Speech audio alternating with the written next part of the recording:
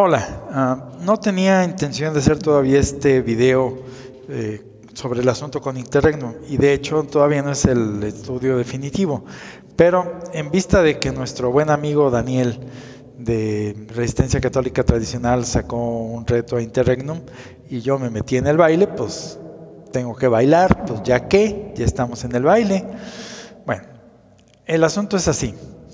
Nuestro amigo Daniel le pone las peras a 25 al buen amigo Interregnum, pero creo que Daniel se equivocó en las formas. Para empezar, malinterpretó o puso erróneamente representada la postura de Interregnum. Daniel dice en su video que Interregnum niega la existencia de la iglesia. No, no es cierto. Interregnum directamente nunca ha negado la existencia de la iglesia. Él lo único que afirma es que la jerarquía probablemente, aunque él dice con certeza, esté extinguida.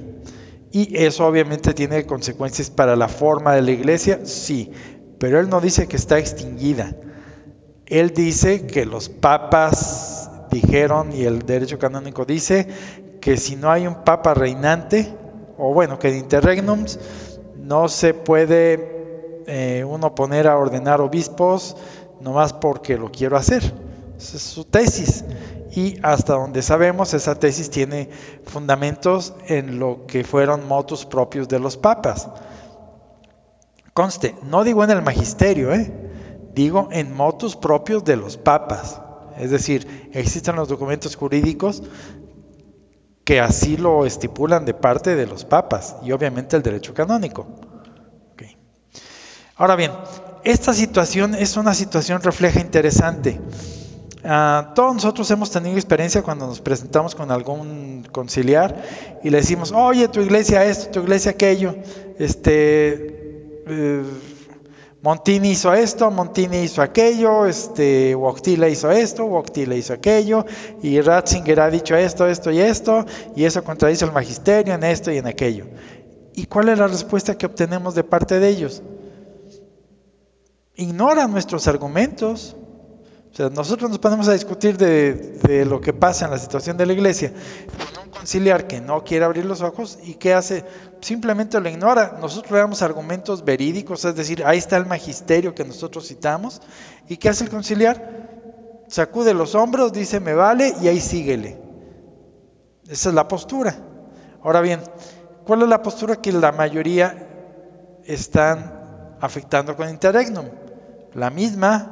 Interregnum cita documentos existentes y muchos lo único que hacen es sacudirse los hombros o decir que está loco o en el peor de los casos que está tontejo. Eso es lo que la mayoría hace. Entonces, si se fijan, esto se convierte en una especie de ir de lo general a lo particular, de repetir la historia en grande y en chico, entre lo que pasa en nosotros y los conciliares y ahora nosotros con Interregnum. Pero la situación no es totalmente espejo, es decir, en ambos casos, entre nosotros y los conciliares, Interregnum y nosotros, no es exactamente la misma historia, es parecida pero no idéntica. Hay un par de diferencias. La diferencia de nosotros con los conciliares es que entre lo que ellos afirman, es decir, que esos señores son papas, y la realidad hay una diferencia dogmática. Para empezar, que un no católico no hay modo que sea papa y que esos fulanos no son católicos y que no lo decimos nosotros porque nos metamos a juzgarlos, sino por sus acciones que son apóstatas y punto. Entonces rechazan el magisterio y al rechazar el magisterio rechazan a Cristo, punto, no tiene vuelta de hoja. Ahora bien, entre nosotros e Interregnum, nosotros decimos que no hay un papa reinante en la iglesia, en eso estamos todos claros. Y en principio nuestras diferencias con lo que dice Interregnum, en principio, no digo en final, en principio nuestra diferencia es disciplinar. Sí, ya sé que esto termina en un asunto dogmático, pero así como se acuerdan que yo mencionaba el asunto de la caída de Pedro según San Pablo, que hay quienes dicen que esa caída era dogmática y no, esa caída era disciplinar. Que termina en asuntos finalmente dogmáticos, sí, pero su origen no era la negación del principio de la autoridad de Pedro, o su infalibilidad, pues lo que es lo mismo. El asunto que se estaba juzgando ahí no era dogmático en su naturaleza. Que tiene consecuencias en lo dogmático, sí.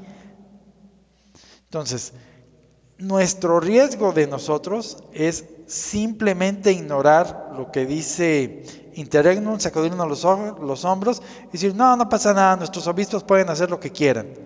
Pues no, desde ahí también nosotros estamos mal. ¿Por qué? Porque es una realidad evidente que la iglesia como está hoy en día no es la iglesia como la conocíamos. Sí, podremos tener la misa de siempre, sí, pero eso también me lo decían los lefebristas. O sea, para ellos lo importante para los lefebvrianos era, tenemos la misa de siempre, tenemos los sacramentos de siempre. No, espérame, eso no es lo importante.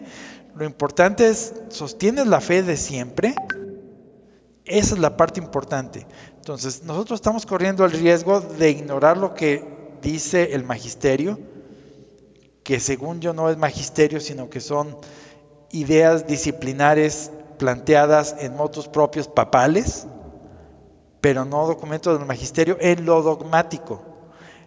Y luego tenemos el otro problema, que las profecías, algunas de ellas parecen afirmar o darle la razón a Interregnum, pero eso es otro asunto. Okay. ¿Qué nos avisa Interregnum? Que la jerarquía completa apostató en el Concilio Vaticano II. Ahora bien, hasta donde yo había sabido, el caso particular de Monseñor Tuc, él, según yo, no estuvo en el Vaticano II. Según yo, no lo dejaron ir de su país al Vaticano II. Entonces, él afirma que él firmó esos papeles y que por lo tanto era apostató. Según yo, no fueron todos los obispos, faltaron algunos detrás de la cortina de hierro, faltaron algunos detrás de algunas cortinas de bambú, y algunos en América que por X, Y, Z no fueron al Concilio Vaticano II. Entonces, su afirmación de que toda la jerarquía apostató, creo que es exagerada. Creo que apostató la mayoría de la jerarquía, no toda. Ahora, a partir de ahí ya empezaríamos a definir asuntos. No lo sé, necesito investigarlo. Luego, Interregnum dice que las ordenaciones hechos serían inválidas, cuando según yo el asunto es que serían en todo caso ilícitas. Y por lo tanto estarían excomulgados los participantes. Sí, eso probablemente sí, de acuerdo a los cánones y a los motus propios que él cita. Pero su conclusión es que no existe actualmente una jerarquía válida. Yo digo que probablemente existe una jerarquía válida, pero desde el punto de vista que él lo presenta, ilícita, que son dos asuntos diferentes. Una cosa es que sea válida y otra cosa es que sea ilícita. En todo caso, nuestra situación sería más parecida a lo de los ortodoxos orientales, que estos señores en teoría tienen, o tenían, cuando la última vez que examinaron el asunto, yo creo que hoy en día probablemente no lo tengan ya, pero tenían una jerarquía válida pese a estar fuera de la iglesia. Entonces tenían una jerarquía válida pero ilícita. Entonces, creo que la posición de Interregnum, juzgándola según lo que él nos presenta, es que tendríamos jerarquía válida, pero ilícita. Aunque él da a entender en algunos casos que no tendríamos ni siquiera jerarquía válida. Okay. El hecho simple es que la única fuente de jurisdicción en la iglesia, de jerarquía, es el Papa. Eso no nos lo quitamos con nada. Y que los obispos de hoy en día están ejerciendo una prerrogativa papal, pues eso tampoco no nos lo quitamos con nada. Ahora bien, existe una diferencia entre un asunto material y un asunto formal, hablando de asuntos morales o de pecado. El pecador o el apóstata o el hereje material ciertamente comete el pecado, es decir, un hereje material está cometiendo el pecado de herejía, sí, pero en principio lo hace o por ignorancia o por un mal criterio propio. de tal manera que si él llega a caer en la cuenta del error, por los motivos que sean, porque él reflexiona, o porque le informan, o por lo que sea, y dice, ok, esto no era así, sale de ese estado material y regresa al seno de la iglesia. Ahí hay una serie de condicionamientos, que si fue público, la declaración, etcétera, etcétera. Ahora bien, por otro lado, el hereje material o el apóstata o el hereje formal, ciertamente que también cometen el mismo pecado o delito. Pero a diferencia del que lo hace materialmente, lo hace por un desprecio al criterio divino. ¿Por qué? Porque alguien ya le dijo, oye, el asunto está así, así, y estás equivocado en esto y en aquello. Ya sea que se lo dijera a la jerarquía o que se lo dijera alguna fuente no jerárquica, pero citando o mostrándole la documentación o lo ortodoxo del asunto. Y que él diga, aún así me vale, yo prefiero mi opinión a lo que diga ese papel. Entonces, recordemos que para que se sea un verdadero pecador o apóstata o hereje, se requiere la contumacia, es condición indispensable. Sobre esto voy a hablar al final del asunto. Ahora bien, aquí Interregnum hizo un buen terreno en algunas cosas que estábamos discutiendo en el canal de Daniel, y voy a centrarme en 3 asuntos. Dice Interregnum, no van a encontrar ninguna documentación que diga que los obispos pueden consagrar sin permiso del Papa. No van a encontrar documentación alguna que diga que sin la jurisdicción que fluye del Papa al obispo, esta puede funcionar. Y también dice, no van a encontrar documentación alguna que diga que sin jurisdicción hay apostolicidad. Es decir, nunca vamos a encontrar un motu propio o alguien o algo de un Papa, según él, que diga, pueden consagrar sin permiso, firmado atentamente el Papa fulano de tal. Según él, no lo vamos a encontrar. Y probablemente tenga razón, pero sobre esto, sobre lo que quiero dirigirme en la segunda y tercera parte de este video. Les aclaro, vayan por las palomitas, porque a partir de aquí voy a empezar a sacar algunas cosas que me voy a exponer un poquito en el rollo. Bueno, y también Lara decía algo interesante. Decía, en los estados de excepción muchas cosas son suspendidas por una fuerza mayor. Existe de facto un desorden legal y un vacío constitucional que se vuelve a restablecer cuando hay una normalidad. Ahora bien, esto de los estados de fuerza mayor ciertamente existe, o sea, es un hecho en la legislatura. El problema es que esta es una cosa demasiado grande, o así como lo plantea ella, sin límites. Les da a los lefebrianos el pie para hacer lo que ellos hacen. ¿Por qué? Porque ellos dicen que están en estado de excepción y que por lo tanto ellos pueden ver en el Papa una figura jurídica, pero no una figura de vicario de Cristo. Es decir, la herejía del materialiter formaliter. Entonces, el problema con el argumento de los estados de excepción es que puede dar pie a sostenerlo todo. No sé si me explico. Entonces, el asunto, para que podamos meternos al fondo de este asunto, lo primero, no podemos simplemente ignorar Interregnum. Es decir, lo que él dice está ahí, punto. ¿Qué queremos hacer con ello? Y lo segundo es que la solución no está en negar por nuestros pantalones, porque se nos pega la gana, la realidad que él expone, porque los documentos que él cita, ahí están. O sea, ¿qué quieres hacerles? ¿Desaparecerlos porque se te pega la gana? Y lo que menos debemos hacer es lo que está haciendo un puñado de gentes que están siguiendo el ejemplo de Daniel, que es hacer un ataque ad hominem. Entonces, no ataques a la persona. Mi estimado Daniel, el asunto no es con Interregnum, lo he dicho 1 y 1000 veces. Aunque quites a Interregnum de en medio, el hecho es que los obispos hoy en día están actuando así. Y nosotros creemos que debe de haber una razón que los justifique a ello. No basta con decir, estás loco, Interregnum, vete al demonio.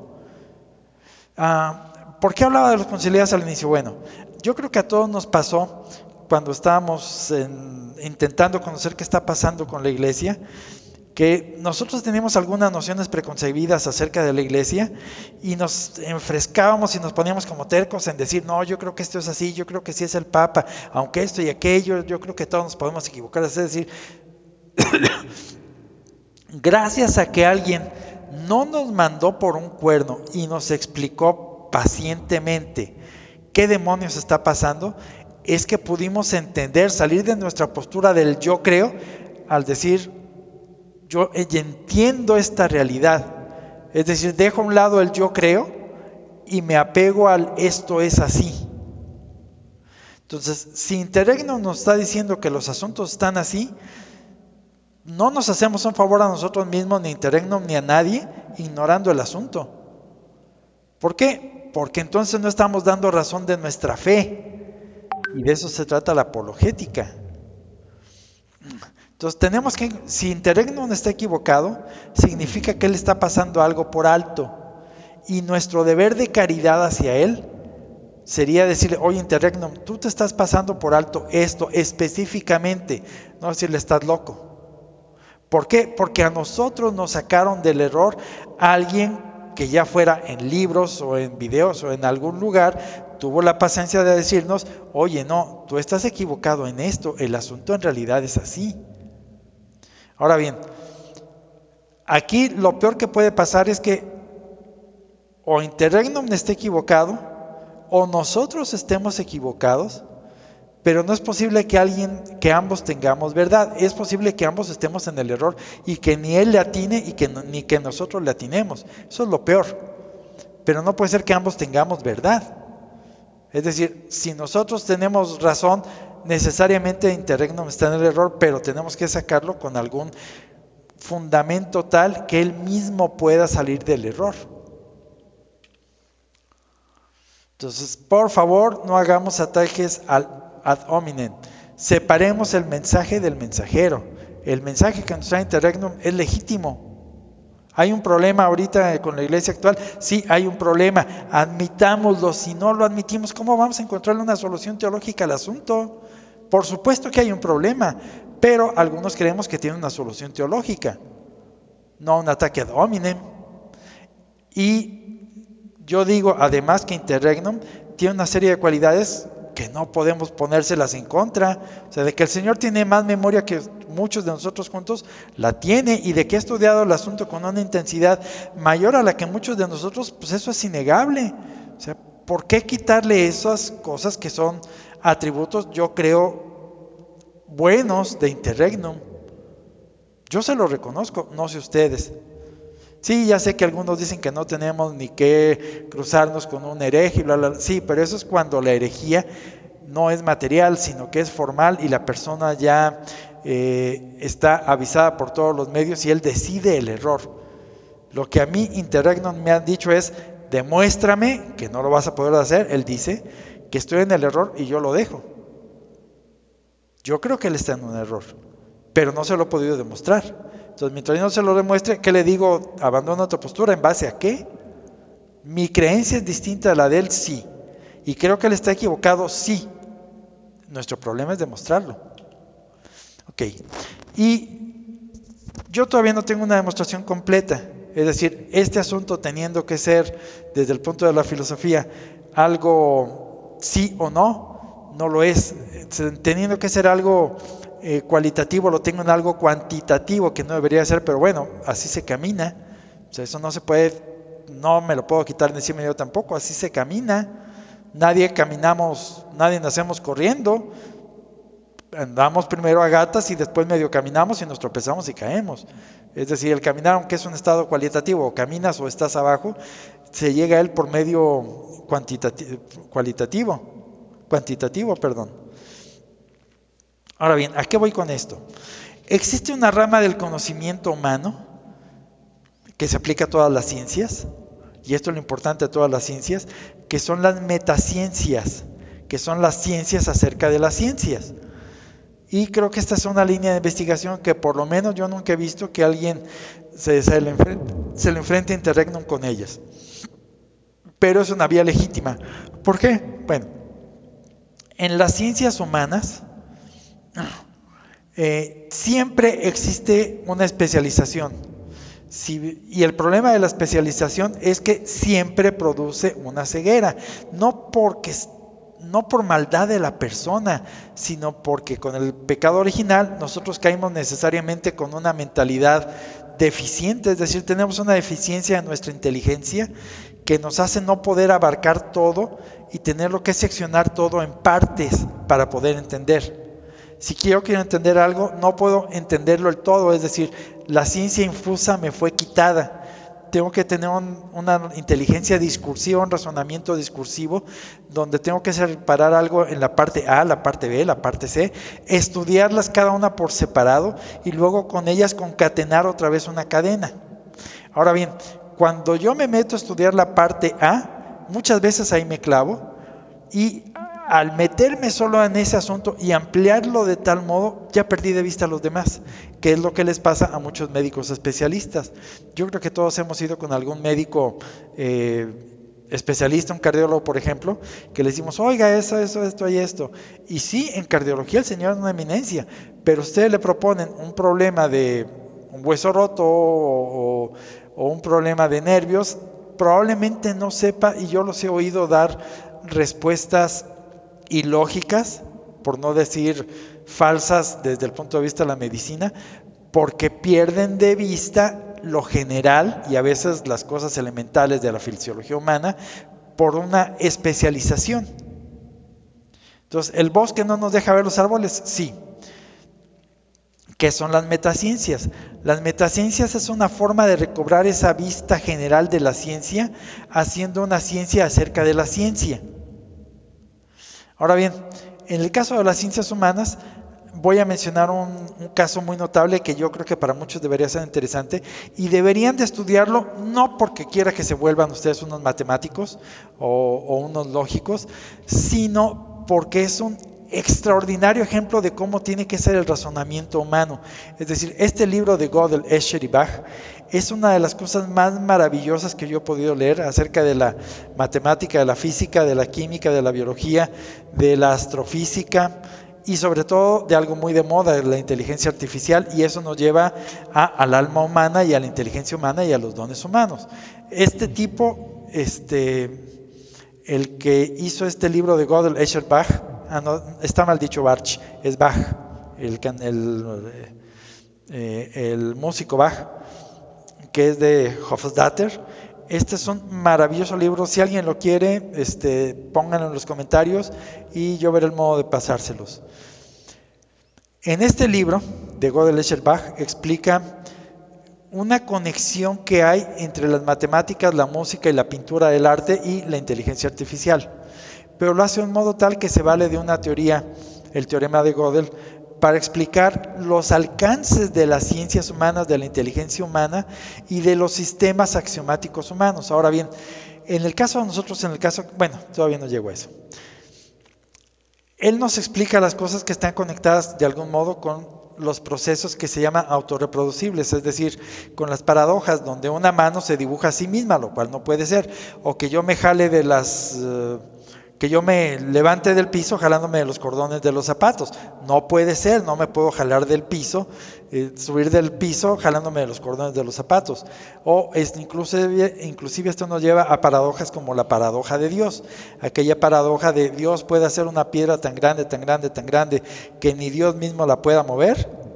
Es decir, nos propone los límites de la inteligencia humana, que la inteligencia humana termina en las paradojas. Yo no sé cómo Dios maneja las paradojas, no tengo idea. No sé si Dios puede hacer esa piedra o no. Yo creo que Dios puede hacer la piedra tan grande que ni Él mismo la pueda mover y sin embargo moverla. No sé. Pero eso es un tema interesante tanto para la teología como para la filosofía. Ahora bien, resumiendo, ¿de qué se trata este libro de Gödel, Escher, Bach? Detesto resumirlo en una sola, pero necesito explicar las cosas para poder explicar lo que sigue acerca de las teorías que voy a meter a continuación. Ojalá que ustedes lean el libro, el que lo quiera pídalo y ya veré el modo de hacérselo llegar. Los matemáticos y los lógicos del siglo XIX, que ya veían la matemática venían saliendo de los problemas que les ocasionó Newton y los problemas que les ocasionó las teorías de la ampliación de los métodos, de las teorías de los números que hizo Cantor. Entonces venían los matemáticos saliendo de una serie de problemas y dijeron, oh, ya vemos el final, maravillosa matemática, vamos a sistematizar las matemáticas de tal modo que podamos, en base a los propios procesos matemáticos, demostrar dentro de los procesos matemáticos la posibilidad de demostrar la validez o refutar la validez de cualquier aseveración matemática. Entonces estaban pretendiendo demostrar mediante la matemática la validez de las matemáticas. Y lo hicieron, intentaron hacer esto. Russell escribió una obra que se llamaba Los Principia Mathematica, de 10 volúmenes o algo así, una cosa enciclopédica espectacular, y lo que ustedes quieran, donde él podía demostrar teorema tras teorema tras teorema tras teorema, y parecía que podían demostrar la completitud de las matemáticas, cuando un matemático, un filósofo, un lógico alemán, medio amigo de Einstein, se les puso por delante. ¿Qué hizo nuestro amigo Gödel? Gödel es este matemático que se vino de Alemania, le dio un refugio en Estados Unidos y fue de las gentes que ayudaron en el proceso aquel para inventar las computadoras como apoyo de parte de los procesos que necesitaban en la Segunda Guerra Mundial. Este señor escribió un tratado matemático donde puso un principio muy simple, que se ve muy simple, pero las repercusiones que tiene esto para la filosofía, para la matemática, para la lógica, para la teología, digo yo, son verdaderamente impresionantes. Dice, siempre habrá una proposición verdadera del sistema de los principios de matemática, es decir, en los sistemas normales de la matemática, codificada mediante los números de Gödel, que será indemostrable en el sistema. Entonces, siempre habrá una proposición verdadera que mediante el sistema yo no podré demostrar si esta es verdadera o falsa. Y aquí viene lo interesante, es decir, lo verdaderamente interesante del principio de Gödel está en esto. Esta demostración que él hizo de que las matemáticas son medios finitos incompletos de razonamiento, la hizo basándose, si bien sí es cierto en las matemáticas, pero volteando a las matemáticas contra sí mismas, es decir, las hizo una metaciencia, matemáticas hablando de matemáticas. Es decir, de algún modo inventó una cosa llamada, que ya existía, pero bueno, él le puso el punto culminante a la metamatemática, o a la metalógica, o a la metafilosofía de las matemáticas, demostrando fuera del sistema, y a la vez dentro del sistema, que las matemáticas no son un mecanismo completo de inferencia universal. Esto es fabuloso y tiene cabida en todas las ciencias humanas. Ojalá que lean ese libro. Ok. Dado que esto fue un principio que afecta toda la esfera del conocimiento humano, nosotros los que nos dedicamos un poquito a la filosofía, ya sabíamos de que existían este tipo de metaciencias, pero no habían sido tan evidentes para el hombre del siglo XX como lo fue con el principio de Gödel. Nosotros conocemos desde hace siglos en el terreno de la filosofía la metafísica, que son la física hablando acerca de la física o de las cosas que trascienden a la física. Y desde los romanos, y esto también la Iglesia lo ha usado en algunos casos, tenemos las metalegislaturas, que son de algún modo, podríamos llamarle principios acerca de cómo aplicar las leyes, es decir, reglas acerca de las reglas, o leyes acerca de las leyes. Ahora bien, en el terreno jurídico religioso tenemos algo semejante a esto que llamamos las epiqueias, que son excepciones a las reglas. Pero hay algo que los papas, y aquí me regreso a lo que Interregnum dice, Interregnum nos dice que no van a encontrar ninguna documentación que diga que los obispos pueden consagrar sin permiso del Papa. Sí, sí es cierto, probablemente no la encontremos. Pero, y aquí es donde está el caso interesante, yo creo que podemos tener una metaeclesiología, es decir, los papas hablaron de la eclesiología. la forma de la iglesia, la constitución de la iglesia. Eso es la eclesiología, punto. La eclesiología simple. Los papas en pocas ocasiones hablaron de reglas acerca de las reglas. Un caso puede ser la bula de su santidad que nos dijo que todo aquel hereje que llegue al grado que sea siendo hereje pierde por default su título. Okay. Esa es una regla acerca de las reglas. Yo creo que nosotros tenemos una metaeclesiología, es decir, un estudio de la eclesiología por encima de la eclesiología. Ahora bien, ¿a qué voy con esto? Bueno, llegamos a la parte casi final, al método científico. Lo que Interregnum dice, ya lo dije N veces, está ahí, no podemos quitárnoslo encima con nada. Su Santidad Pío XII dijo que en sede vacante no se pueden los obispos ponerse consagrados obispos. Punto. Ahora bien, el método, y él saca una serie de deducciones a partir de ahí, dice, por lo tanto, toda, y ahí está el problema, dice, toda la jerarquía es inválida. Okay. Y eso nos da como resultante un tipo de iglesia, que sería una iglesia sin jerarquía. Ahora bien, ¿qué nos dice el método científico? El método científico nos dice, y ojalá que nadie me tire aquí de materialista con esto, porque estoy usando el argumento principal de los materialistas para negar la existencia de Dios, el método científico, que fue lo que usaron los enciclopedistas en la Revolución Francesa. El método científico nos asegura o nos dice o nos condiciona a que si la teoría, explicación propuesta, no abarca y explica todo el fenómeno, la teoría no se sostiene, o lo que es lo mismo, es falsa. Entonces, la clave para la correcta aplicación del método científico es que tiene que explicar todo el fenómeno. Bueno, yo, como he dicho, estoy estudiando el asunto que nos propone Interregnum, porque no es posible decirle a Interregnum, estás loco. El Señor plantea una situación real, existente. Bueno, estoy basándome en libros lo más antiguos que puedo encontrar. El problema es que, como les digo, no existe una metaeclesiología. No la hay, es decir, es muy poco lo que, no como ciencia desarrollada, pues encontramos aquí y allá algunas cosas aisladas de la metaeclesiología. Entonces, entre las cosas que yo me topé de, digamos, metaeclesiología, es este tratado de la Iglesia de Cristo. Y ojo, Interregnum, esto sí va para ti. Dice que este es un tratado apologético, es decir, las razones últimas de la fe, y dogmático, hecho por Sylvester Berry, 1927. Tiene todos los imprimatos que se te pegue la gana, es decir, esto es verídico, y dice que este libro es el resultado de una serie de clases que se daban en el seminario, que inicialmente este libro fue en latín, pero ante la presión del público que pidió un texto general que cualquiera pudiera entender acerca de la iglesia, es decir, metaiglesia, metaeclesiología, entonces fue traducido y ampliado al inglés en este caso. Ok. Entonces, lo que estoy queriendo decir es que este libro tiene validez desde el punto de vista de la dogmática. Es un tratado dogmático. No podemos chiflarle al árbitro porque este libro, que ya pasó por un montón de ojos en seminarios,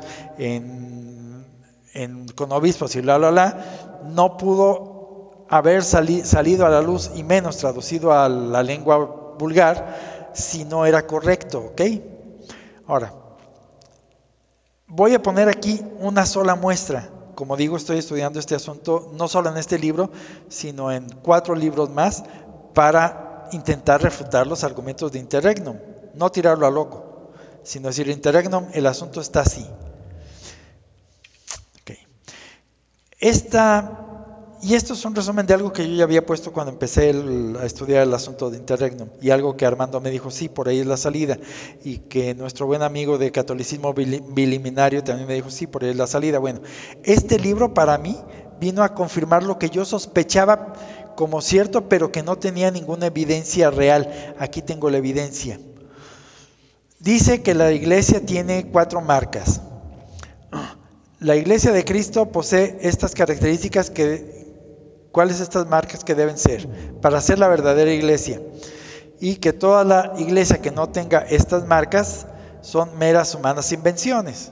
Es decir, no tiene estas marcas, no, es cosa humana, es una invención, punto, no, ni te metes a ella. Y dice que con estas marcas la podremos reconocer de cualquier otra iglesia que sea falsa. Y esas marcas tienen características muy específicas que pueden ser positivas o negativas, es decir, o tenerlas o carecer de ellas. Y finalmente nos dice que las marcas de la iglesia son, dice, los requisitos para que esta marca, con los que están marcados la iglesia para que sea fácilmente dosible de las siguientes consideraciones. 1. Estas características es una propiedad de la iglesia. Debe ser externamente manifiesto a todas. Debe ser basadas en la capacidad de Okay. Y estas marcas nos dice hemos aprendido que la iglesia que estableció a Cristo en la tierra es una sociedad visible. Sociedad que tiene una perpetua indefectibilidad y unidad. Indefectibilidad quiere decir que no se puede, no puede apostatar la iglesia. Y que tiene santidad, catolicidad y apostolicidad. Es decir, la apostolicidad es una marca que debe pertenecerle perpetua e indefectiblemente. A ver, en cámara lenta otra vez. Para que podamos distinguir a la iglesia católica real de entre todas las iglesias, tiene que tener 4 marcas, algunos atributos que deben ser perpetuos, indefectibles y unidos. Y esas características deben ser santidad, catolicidad y apostolicidad. Esto de apostolicidad se puede entender como 2 modos.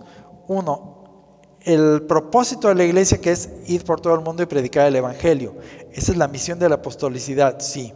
Pero también esto se puede entender como que por siempre la iglesia debe de tener apóstoles, que son los encargados de ir a predicar por todo el mundo. O sea, los que estamos intentando predicar el evangelio hoy en día no tenemos mandato de la iglesia, no somos en ese sentido herederos de los apóstoles. No puedo ir yo por el mundo a propagar el evangelio, no con la autoridad que lo hacían los obispos. ¿Qué dijo Cristo a sus apóstoles cuando ya se iba de este mundo? Dijo, yo estaré con todos vosotros hasta el final yo estaré con vosotros todos los días hasta el final del mundo. Ahora bien, aquí solo hay 2 posibilidades. O Cristo dijo esto teniendo en mente a la cristiandad entera, es decir, que Él estaría con todos nosotros, con la iglesia, hasta el fin del mundo, o bien lo estaba diciendo a los apóstoles, yo estaré con vosotros, mis sucesores, todos los días hasta el fin del mundo. Si este segundo sentido es el verídico, es decir, si Cristo se lo dijo a los apóstoles y obviamente a los sucesores de los apóstoles, porque Cristo sabía que sus apóstoles se iban a morir y que los iban a suceder a otros, entonces necesariamente tiene que haber jerarquía e interregnum está en el error. Esto no nos resuelve el problema de quién forma esa jerarquía válida, que eso es otro asunto. Esto nada más nos dice que tiene que existir la jerarquía. Y este libro lo que nos dice es que esta es una característica que debe ser perpetua a la iglesia. Es decir, mientras la iglesia exista, y dado que nosotros afirmamos que la iglesia existe hoy en día, porque la iglesia es indefectible, es decir, no puede morir, no puede apostatar, no puede dejar de ser iglesia, entonces necesariamente tiene que haber apóstoles. Necesariamente. El problema está entonces en saber por qué mecanismo, dado que no puede ser el que interregnum dice, o sea, interregnum dice, ok, puede haber apostolicidad, sí, pero no puede haberla por la vía de que consagren en interregnum. ¿Por qué? Porque hay un motu propio de por medio. Entonces tiene que haber una vía por la cual exista esa apostolicidad hoy en día. ¿Por qué? Porque si no, uno o dos está mintiendo. O miente su santidad Pío XII, o bien miente Cristo y miente este autor de este libro. Ok, entonces finalmente llegamos a este asunto. O tenemos una iglesia con una jerarquía deficiente y que además no está buscando unificarse bajo un papa y que ejerce prerrogativas papales porque se le pega la gana, o bien no tenemos una jerarquía, somos solamente una bola de fieles. Pero esta iglesia estaría incompleta desde mi punto de vista. ¿Por qué? Porque lo natural de la iglesia es que haya sido fundada con los apóstoles. Eso es lo natural. Entonces, el ser natural de la iglesia es ser apostólica, es decir, tener apóstoles en su seno o dirigida por una jerarquía. Ahora bien, y aquí es donde se empiezan a decir algunas cosas a favor y otras en contra de Interregnum. Yo iba a poner como ejemplo que el hombre, cuando el hombre fallece, queda disociado el alma del cuerpo. El alma se va al cielo o se va al infierno, sin el cuerpo, hasta que llegue la resurrección universal. El asunto es que nos dice Santo Tomás que ese estado del hombre es un estado antinatural. ¿Por qué? Porque Dios hizo al hombre cuerpo y alma. El hecho de que esté en el cielo sin su cuerpo o en el infierno sin su cuerpo es un estado antinatural. El asunto es que Dios permite ese estado antinatural por un tiempo. Y lo malo de este argumento es que funciona tanto en contra como a favor de Interregnum. Es decir, Dios podría estar permitiendo que la iglesia en este momento, aunque fuera una cosa antinatural, estuviera sin jerarquía. Puede ser, sí, según ese argumento. Yo no lo creo posible, pero puede ser.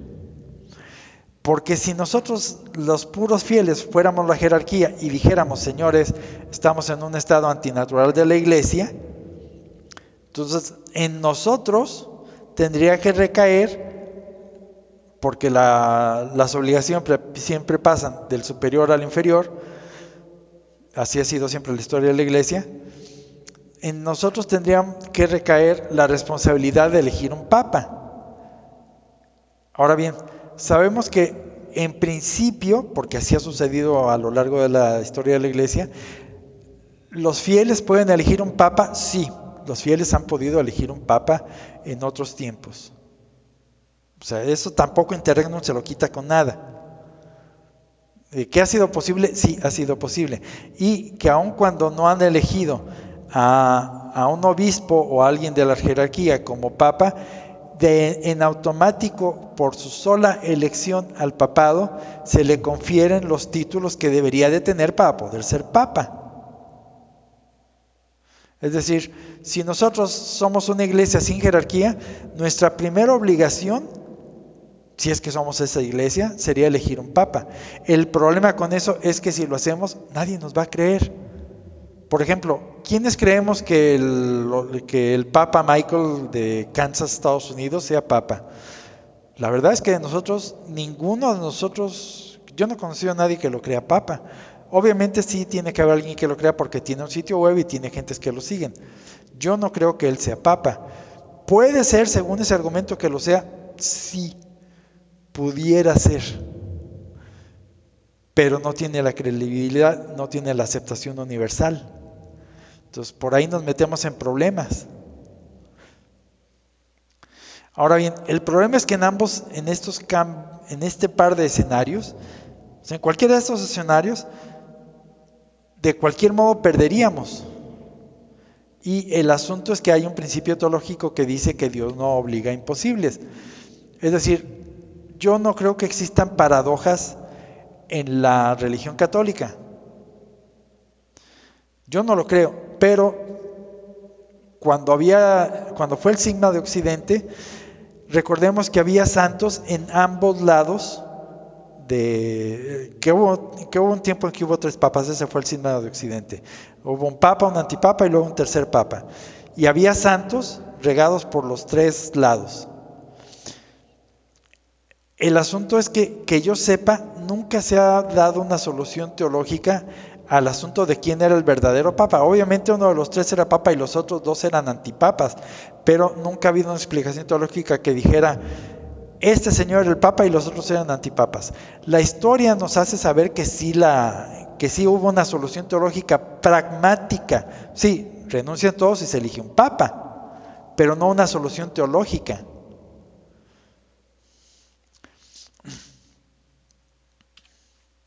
Ahora bien, ¿a qué voy con esto? Bueno, todos nosotros sabemos que desde su santidad Pío X, y fíjense desde quién estoy diciendo, desde su santidad Pío X, empezaron a ocurrir una serie de cosas, algunos decimos, no puedo decir raras, pero sí facilitadoras de los errores que vendrían después.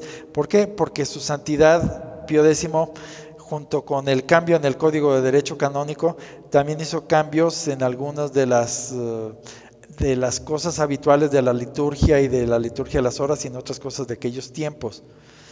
Y esto también lo hizo, si mal no recuerdo, su santidad Pío XI y obviamente lo hizo Pío XII. Por ejemplo, su santidad Pío XII no consagró a Rusia con todos los obispos. Entonces, la objeción sería, oye, pues, ¿por qué no lo obedecían? Y mi respuesta es, pues, ¿por qué no los excomulgó? Si no lo querían obedecer, pues ya eran sigmáticos, excomúlgalos y vámonos de ellos. Pero el caso es que él no consagró a Rusia con todos los obispos. No se deshizo de Montini ni de Bundini, los dejó en la posición donde podrían ser rehabilitados más tarde, cosa que fue lo que sucedió, los rehabilitaron. Hizo cambios en la misa, y luego nos dicen que los hizo Bundini a sus espaldas. Entonces aquí hay una serie de cosas raras. No publicó el tercer secreto. Sí, o sea, bajo el reinado de Pío XII, aparentemente pasaron algunas cosas que él pensaba que se solucionarían después. Por ejemplo, él no se deshizo de Montini, no lo redujo al estado laical, lo dejó por ahí flotando de tal modo que alguien lo pueda rehabilitar después. ¿A qué voy con esto? A establecer el clima en el que flota los hechos, por no decir la leyenda, de su santidad Pío XII, donde hay cosas que para poderlas juzgar con total certeza tendríamos que meternos a conocer sus intenciones, y nadie podemos hacer eso, solo podemos juzgar las obras, no las intenciones. Entonces desde ahí ya estamos en una serie de problemas. Ahora bien, los sistemas jurídicos y el Código de Derecho Canónico es un sistema jurídico, y lo mismo la Iglesia se rige como un sistema jurídico. Desde tiempo de los romanos han tenido un asunto que se llama la duda razonable, y eso también tiene sus consecuencias en la moral. Hay principios morales que nos dicen cómo manejar la duda, pero en lo jurídico, el principio legal nos dice que nadie puede ser convicto en base a pruebas circunstanciales si cabe una duda razonable sobre sus acciones. Es decir, yo no puedo poner a alguien como convicto o culpable, no puedo declarar una culpabilidad si puedo explicar los hechos. Si no puedo explicar los hechos con una total certeza, es decir, si cabe una duda razonable sobre sus acciones, yo no puedo declarar la culpabilidad. Ahora bien, y aquí viene el asunto para interregnum. Si su santidad Pío XII hubiera sabido con certeza que iban a elegir a Montini después que él, y que este iba a ser un antipapa, no lo hubiera sacado de la jugada, reducido el estado laical, y lo mismo al que era su secretario de Estado, a Nikita Roncalli. Es decir, si él hubiera tenido el conocimiento cierto, que no lo tuvo, obviamente, de lo que iba a pasar con la iglesia una vez que él se muriera, hubiera hecho las cosas como las hizo. Y sobre eso mismo, hubiera él escrito ese motu propio acerca de no poder elegir obispos en sede vacante, si él hubiera sabido que iban a elegir a un no católico como papa después de él? Para mí eso crea una duda razonable. Y ni Interregnum lo va a poder contestar. Es decir, para él también tendría que tener una duda, tendría que ser esto una duda razonable. Si su santidad Pío XII hubiera sabido que iban a elegir a Montini como papa y que este iba a ser el que iba a ser apostatar a la jerarquía, a la mayoría por lo menos, de la iglesia, ¿hubiera escrito ese motu propio? Yo digo que no. No sé qué opina Interregnum. Yo digo que no y a eso me atengo. Ahora, cambio el tema. Vamos a hablar un poquito sobre revelaciones privadas y ya con esto cierro el asunto. Lo primero que dice Interregnum sobre las revelaciones privadas, y es lo primero que dice la iglesia, es: no tenemos obligación de creer en ellas. Sí, sí es cierto, yo no tengo obligación de creer en ellas. Ahora, vamos a un caso concreto, el caso del Sagrado Corazón de Jesús. Le dijo a Sor Marta Chambón, si mal no recuerdo: yo os prometo en el extremo de misericordia que aquellos que comulguen para honrar mi corazón, mi sagradísimo corazón, bla, bla, bla, los 9 viernes primeros, no morirán en la impenitencia final. Y sobre esto tenemos construida toda una parte eclesiológica importante. Tenemos la devoción a los primeros viernes de mes, tenemos las letanías del Sagrado Corazón, tenemos órdenes completas de sacerdotes y de monjas dedicadas al Sagrado Corazón. Es decir, parte de la iglesia descansa sobre este asunto de unas revelaciones privadas. Sí, no tengo obligación de creer en ellas, sí. El asunto es que una vez que han sido aprobadas, tampoco tengo derecho a negarlas. Entonces, lo único que a lo que estoy obligado es no creerlas como necesarias para la salvación. Es decir, eso sí lo puedo aceptar. Yo puedo creer que no es necesario que haga estos 9 viernes primeros y todo lo demás que se deriva de ello para que me salve. Sí, es cierto. No tengo obligación de creerlas como necesarias para la salvación. Pero no puedo decir no existieron. No puedo decir Cristo miente y los que hagan los 9 viernes primero, algunos se van a condenar. No puedo hacerlo, porque entonces estoy negando a Cristo mismo que como Dios que es, si se le pega la gana da una revelación privada, pues Él tiene el derecho de hacerlo y yo tengo la obligación de creerle. No como parte del Evangelio, pero sí como algo salido de los labios divinos. Entonces aquí se nos complica un poquito el asunto con las revelaciones privadas, por lo que viene enseguida después.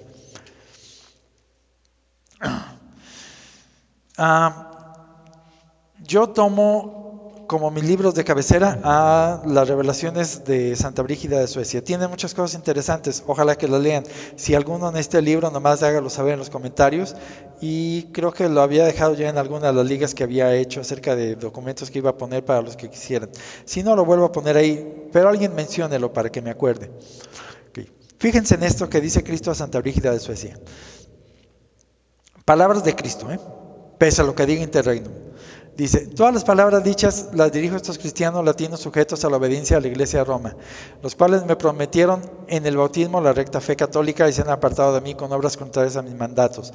Mas los griegos, que saben que conviene que todos los cristianos tengan solamente una fe cristiana y apostólica y obedecer únicamente a una iglesia que es la de Roma, y tener por superior como pastor espiritual un solo vicario mío en el mundo, el cual es el sumo pontífice romano, y a pesar de todo no quieran someterse espiritualmente ni sujetarse con humildad a la iglesia romana y a mi vicario, a causa de su pertinaz soberbia, de su ambición, de su lujuria o cualquier otro motivo mundano, indignos son de alcanzar después de su muerte mi perdón y misericordia. Ok, ahí está condenándolos. Pero dice: pero otros griegos, obviamente hablando de estos ortodoxos, que lo desearían mucho más, no pueden tener ese conocimiento de la fe católica romana, porque no hay quien se las enseñe, por la sociedad, por la falta de educación, por lo que ustedes quieran.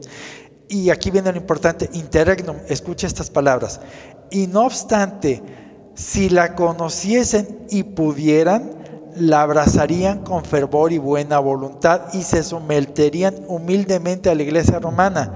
Y además sus conciencias en el estado y en fe en que se hallan, se abstienen de pecar y viven piadosamente, esos tales les debe mi misericordia cuando fueran llamados a mi juicio. Déjenme resumirles esto. Estos ortodoxos orientales a los que Cristo está hablando en este párrafo en rojo son herejes materiales que ya mencioné al inicio. Pero Dios, yo no lo puedo juzgar, pero Dios, que es Dios y sí conoce el interior de las gentes, las intenciones, Él dice, si este hereje material hubiera conocido la fe real de Roma, la hubiera abrazado y yo se la tomo como tal y tendré misericordia de él el día de su muerte. Es decir, ¿era hereje material? Sí. Pero yo, Dios, sé que que él hubiera salido de su herejía material, si hubiera tenido el conocimiento. Entonces, esto le abre el camino a algunos conciliares, creo yo. Creo, no lo sé. Pero también nos los abre a nosotros. Ahora bien, sigue diciendo en otro asunto, Cristo Santa Brígida de Suecia, y aquí le habla acerca de un sacerdote al que colgaron en la hoguera porque se hacía pasar por sacerdote sin serlo, es decir, no estaba ordenado. Dice,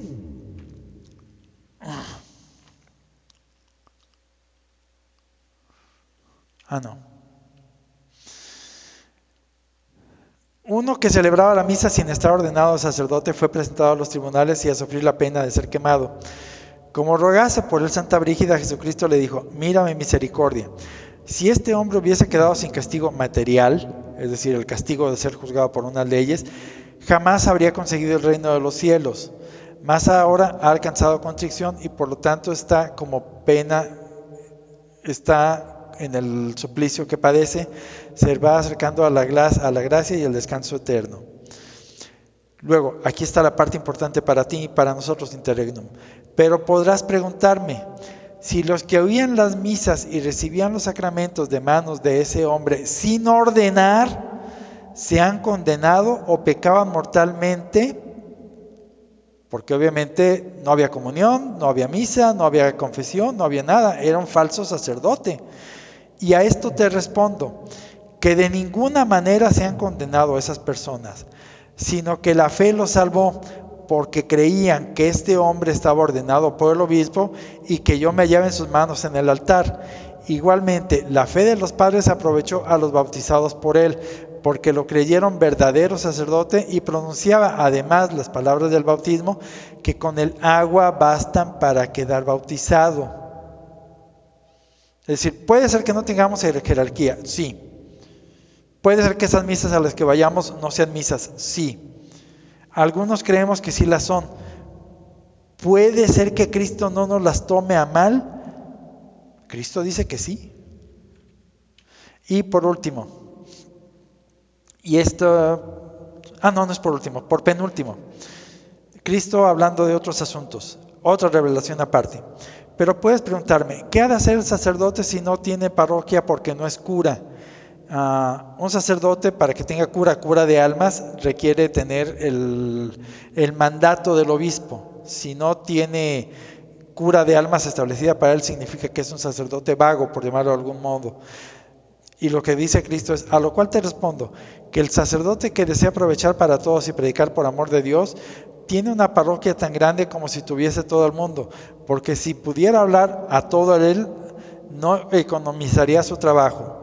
Así pues, el buen deseo le cuenta como trabajo, porque muchas veces a causa de la ingratitud de los hombres, Dios dispensa a sus escogidos el trabajo de predicar, pero estos no pierden la recompensa debida a su buen deseo.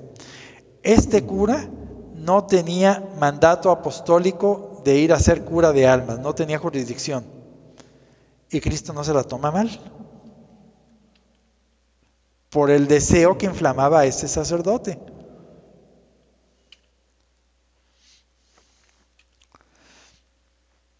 Por último, y con esto cierro, Muchos de los supervisores de la iglesia son culpables de estas tres cosas y sus horrendos pecados se elevan hasta el cielo a la vista de Dios. Tan opuestos a mis plegarias como las nubes nauseabundas se oponen a la arcoíris. Aquí está hablando la Virgen, está hablando la Virgen a Santa Brígida. Los hombres que deberían estar aplacando la ira de Dios junto a mí, la Virgen, están en cambio provocando la ira de Dios contra ellos mismos. Está hablando de los malos obispos y de la mala jerarquía que habitaba en ese tiempo.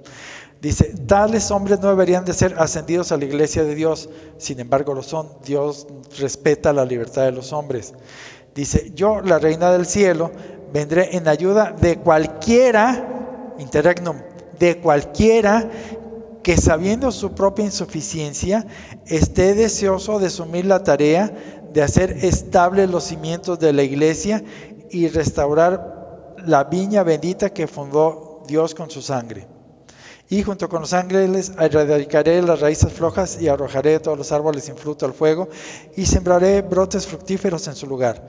Por esta viña me refiero a la iglesia de Dios, en la cual las dos virtudes de la humildad y de la caridad divina deben ser restauradas. Entonces, nosotros estamos haciendo lo mejor que podemos, algunos de nosotros, para, con nuestra insuficiencia, la tarea de hacer otra vez estables los cimientos de la iglesia. Entonces, creo que de algún modo tenemos una patrona que nos apoya en ello. Ahora, cambio de tema. Y con esto ya cierro el asunto. En este libro de Santa Brígida hay varios pasajes en los que Cristo amenaza a algunas gentes, a algunos pueblos, con que pierdan la primacía o perder su favor o como le quieran llamar. De los judíos, desde que él llegó, los amenazó con perder la primacía, es decir, ser los hijos primogénitos, si no lo reconocían como Dios, cosa que no hicieron, y por lo tanto les fue arrebatada la primacía. Y esto nos lo dice San Pablo, es decir, esto no son cuentos míos. San Pablo nos dice que por los judíos pasó a nosotros, que éramos los descendientes de los romanos, los infieles, pasó la fe, porque ellos no la quisieron, entonces Dios se las quita a ella y nos las da a nosotros. Con esto pasa a Europa, donde se funda la cristiandad. Ya por allá, por el siglo en el que Cristo escribe por medio de Santa Brígida estas memorias, ahí mismo en ese libro dice que Cristo amenaza con quitárselas en varias ocasiones. Y tan es así que por ahí dice luego que vendrán otros y a ustedes, los europeos, la perderán porque darán oídos a otros que hablan en contra de mí, es decir, se refería a Lutero y a Enrique VIII y todos los demás que vinieron poquito después de esa época. Y Europa pierde la primacía de la fe y lo hizo históricamente de tal modo sincronizado que esa llama de la fe queda en España y de España pasa a América. O sea, esto no tiene vuelta de hoja, esto es historia. Así sucedió. Los judíos la pierden, Europa la pierde porque prestó oídos a Lutero y a todos los demás. España, que son el único pueblo que se rescató de las manos del islamismo, ningún otro pueblo lo ha logrado, fueron una especie de primogénitos pequeños, porque rescatan la fidelidad a Cristo. De algún modo Cristo los favorece dándoles florecimiento material. El reino de España fue fuerte en su tiempo, es decir, recuperó su poder físico, y por medio de ese reino, esa fe llega de Europa, que ya estaba en decadencia moral y religiosa, pasa a nosotros, a América, donde reflorece la fe. Y de América, recordemos que ahí estuvo San Felipe Neri, por ejemplo, hay un brinco donde pasa, porque ellos fueron mucho más tarde que nosotros, pasa a Asia, y parte de Europa y parte de nosotros pasa a África, quienes finalmente rechazan la fe mucho más rápido de lo que nosotros nos convertimos. Ellos se convirtieron muy poquitos, algo quedó de la evangelización, pero finalmente lo rechazan. Ahora bien, también nos dice San Pablo que la fe volverá a los judíos, es decir, San Pablo nos asegura que una parte de los judíos se convertirá. Y nosotros sabemos que los judíos ya regresaron después de su periplo por el mundo, después de haber sido arrojados, han regresado a la tierra y que ahí tendrá lugar la batalla de Armagedón y que Dios los va a salvar y que ellos se convertirán. Ahora bien, esa conversión de los judíos, yo digo, y parece ser que así lo dice San Pablo, serán convertidos porque habrá quien les predique el Evangelio. ¿Por qué? Porque San Pablo dice que el Evangelio no llega si no es por los oídos, es decir, si no hay quien lo predique. Si según Interregnum vivimos en una iglesia sin jerarquía, ¿quién es el que les va a explicar a los judíos que todavía no se convierten el Evangelio si tiene que llegar por los oídos? Ahora bien, aquí hay algunos, no recuerdo dónde lo leí, que dicen que esa conversión ya tuvo lugar, porque ciertamente hubo algunos, como el caso de los Ratisbona y otros famosos en su tiempo, que de los judíos se convirtieron y dieron flores para la iglesia. Entonces, yo estoy creyendo que todavía no sucede. Es decir, que no hemos visto a una parte de los judíos sustancial regresar. Hay quien dice que sí, no lo sé, y ese argumento funciona tanto a favor como en contra de Interregnum. O no volverá ya nadie de ellos y nos va a cargar el payaso a todos nosotros.